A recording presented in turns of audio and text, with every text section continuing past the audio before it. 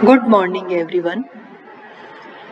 BA तृतीय वर्ष के विद्यार्थियों, हमने पिछले वीडियो में फांसीवाद के विषय में चर्चा करी थी। फांसीवाद की पृष्ठभूमि के बारे में भी हमने बताया था कि ये अनुदारवादी था, राष्ट्रीय समाजवाद का समर्थक था, अधिनायक तंत्रवादी था, ऐसी विचारधाराओं को समाविष्ट किए हुए था।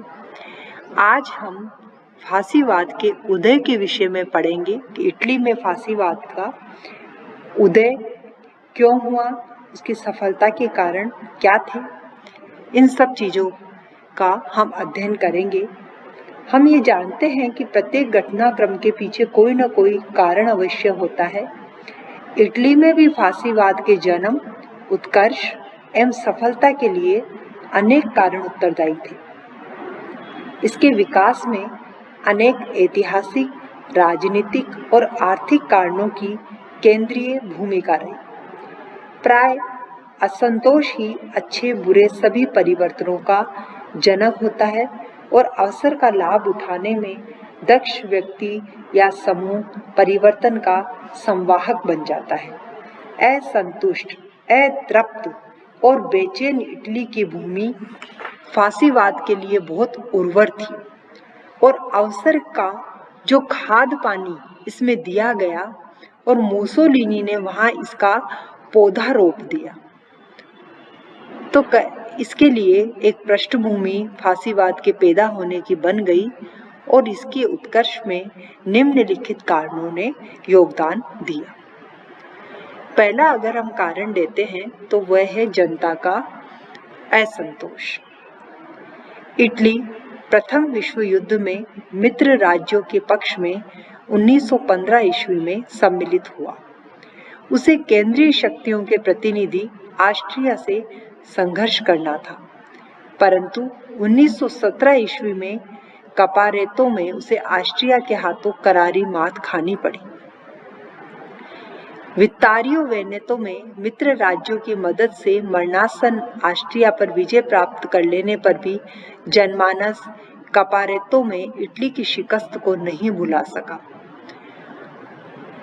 प्रचारित कथित जो शौर्य गाथाएं थी वह सैनिक कमजोरियों पर पर्दा नहीं डाल सकी। इससे जो जनता में असंतुष्ट था वह उस समय की तात्कालीन शासन प्रणाली के प्रति प्रकट हुआ। इसके अलावा प्रथम विश्व युद्ध में इटली ने पश्चिमी मित्र राज्यों के पक्ष में युद्ध किया था, परंतु युद्ध उपरांत जो शांति संधियां हुई उसमें इटली को ज्यादा भाग नहीं मिला। लंदन की गुप्त संधि पर राष्ट्रपति विल्सन की कैची बहुत तेजी से चली। प्रथम विश्व युद्ध में उसके 7 लाख सैनिक मारे गए, 10 लाख घायल हुए, 12 अरब डॉलर युद्ध व्यय के अतिरिक्त 3 अरब डॉलर की संपत्ति भी नष्ट हो गई। यहाँ तक कि मुसोलिनी ने तो यहाँ तक कहा कि औपनिवेशिक जो भोज हुआ उसमें इटली को कुछ नहीं मिला। E.H. कार ने लिखा कि युद्ध के परिणामों में ने इटली की तृष्णा बुझाने की बजाय बढ़ा दी। इस असंतोष ने फांसीवाद के उत्थान में एक महत्वपूर्ण भूमिका निभाई।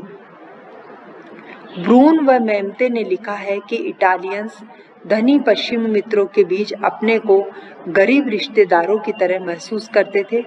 जिस प्रकार जर्मनी के लोगों में वर्साई की संधि के विरुद्ध एक गहरा क्षोभ था, उसी प्रकार इटली वासी भी अपनी टूटी फूटी विजय या अधूरी विजय के कारण दुखी थे। नेक्स्ट हम लेते हैं राष्ट्रीयता पर आघात। इस तरह से जो इटली के प्रति अन्याय जो हुआ उससे उनकी राष्ट्रीयता पर भी आघात उन्होंने महसूस किया। इसके अलावा जो निम्न सदन में इटली ने मुसोलिनी के साथ में जो अभद्रता का महसूस किया वह भी एक तरह से उनके लिए स्मरणीय था। मुसोलिनी ने हीगल के सिद्धांतों का प्रचार किया वैसे भी उसकी जो फांसीवादी विचारधारा थी वह हीगल के सिद्धांतों पर ही आधारित थी। इसलिए हीगल के सिद्धांतों का भी ज़्यादा से ज़्यादा प्रचार किया गया, जिससे वहाँ जो जन असंतोष था वह अधिक भड़क गया। नेक्स्ट हम लेते हैं साम्यवाद का प्रभाव। साम्यवाद का जो प्रभाव था, जो समाजवादी विचारधारा थी, वह इटली की राजनीति में महत्वपूर्ण स्थान बना चुकी थी। जो चरमपंथियों ने प्रत्यक्ष कार्यवाही द्वारा अराजक स्थिति पैदा कर दी। ऐसा लगा कि बोल्शेविक प्रतिरूप पर यहाँ भी सर्वहारा का अधिनायकत्व स्थापित हो जाएगा, परंतु सुयोग्य नेतृत्व एवं मार्गदर्शन के अभाव में अनुभव शून्य परंपरावादी कृषकों व श्रमिकों का उत्साह शीघ्र ही मंद पड़ गया। अपनी हिंसक गतिविधियों के कारण वे उदारवादियों की सहानुभूति खो बैठे, समाजवादी बट गए। यह प्रश्न इटली वासियों को बहुत परेशान कर रहा था। राष्ट्रवादी और पूर्व सैनिक भी युद्ध में अपनी सहभागिता के परिणाम के रूप में अराजक इटली की कल्पना से खिन्न हो गए और एक नए पतवार खेने वाले को ढूंढने लगे। इसी साम्यवादी अराजकता में सत्ता की जो बागडोर थी वह मुसोलिनी ने संभाली और उसको ये एक अच्छा अवसर उपलब्ध करा दिया। नेक्स्ट हम लेते हैं राजनीतिक दलों की आपसी फूट। जो राजनीतिक दलों की जो आपसी फूट थी वह भी फांसीवाद को उत्कर्ष करने में कारण बनी। राजनीतिक जो दल थे जिसमें निम्न सदन चैम्बर ऑफ डेप्यूटीज में स्पष्ट बहुमत के अभाव में जोड़तोड़ से सरकारें बनी बिगड़ी।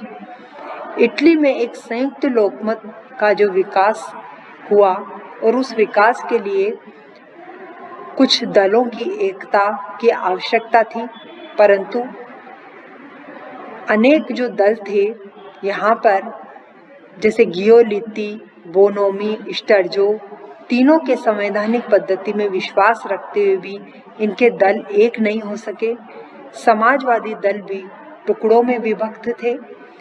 बोल्शेविकों ने भी सीधी कार्यवाही में विश्वास किया। संसदीय प्रणाली की स्वाभाविक प्रवृत्ति के अनुसार इटली की विभिन्न राजनीतिक धाराओं, दलों और समूहों में भी अत्यधिक कटुता और वैमनस्य व्याप्त था। इस कारण फाशिस्टों के विरुद्ध ये सभी एकजुट नहीं हो सके और उन्होंने अंततः इन सबको हाशिए पर पहुंचा दिया। तो इस प्रकार राजनीतिक दलों की जो आपसी फूट थी वह भी इटली के लिए फांसीवाद को बढ़ावा देने में सहायक बनी।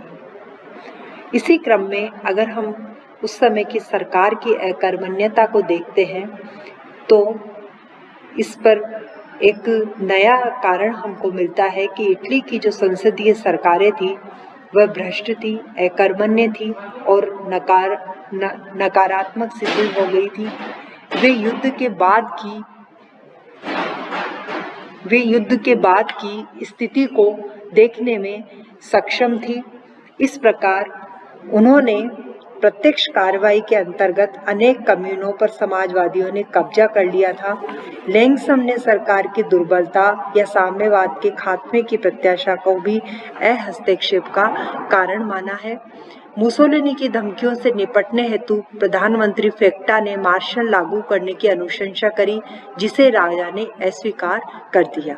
यह शासन की अकर्मण्यता का पुख्ता सबूत है। इसका हम नेक्स्ट वीडियो में आगे वाला अध्ययन करेंगे। धन्यवाद।